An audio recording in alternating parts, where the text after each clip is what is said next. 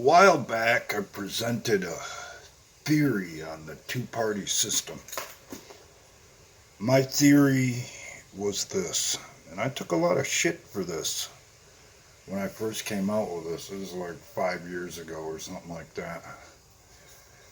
In a two-party system, you attract positives towards one side, meaning people with a positive outlook and who are concerned about other people besides themselves. Those people are attracted towards one side of the political spectrum. And negative people who are all about themselves, who only vote for what benefits them instead of the country, are drawn towards the other. Is that not what we have been witnessing? Has that theory not been proven correct? Granted, there are uninformed people who believe in voting for the country instead of themselves who are still considering themselves Democrats. But overall, I think my theory has been proven correct. As for the libertarians, well, apparently they're only half crazy. My only intention in all of this was to have the story straight.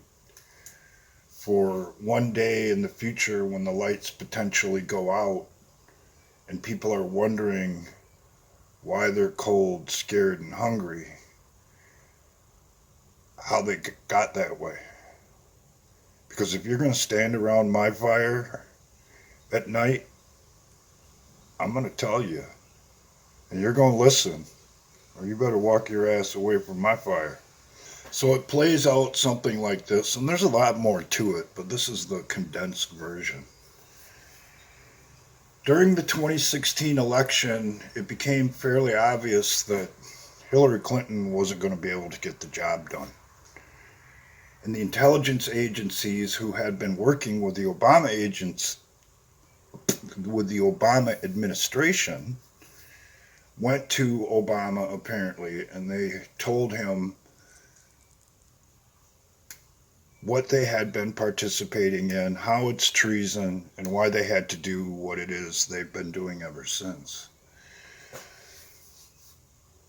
And that was why the Russian investigation was started in the first place, to defer blame from themselves for their treasonous activities onto Donald Trump.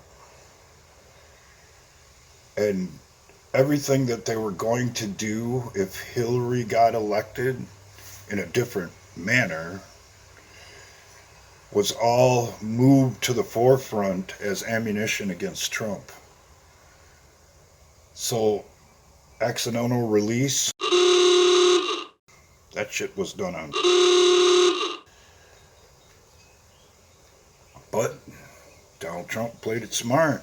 You want to put your people up there and take responsibility for all this? Have at it. And that's what he did. And if you'll notice, he even gave a speech along the way saying that he was going to have to go away for a while, meaning to me that he was going to have to back away so that he could let these people entrap themselves in their own bullshit. I don't agree with it. I would have went full speed ahead. But apparently that was when the flexibility in whatever they're trying to do to drain the swamp became a factor. And like I've said before, if you want to drive your car around knowing that it's probably going to break down, I'll let you. I'm not going to raise a big stink about it. That's your choice. If you want to cost yourself more money and time down the road because you don't want to do a $150 repair, that's your business. My business is making them fit enough to go down the road again after you finally come to your senses. And in my estimation, that's exactly what has been done to this entire country.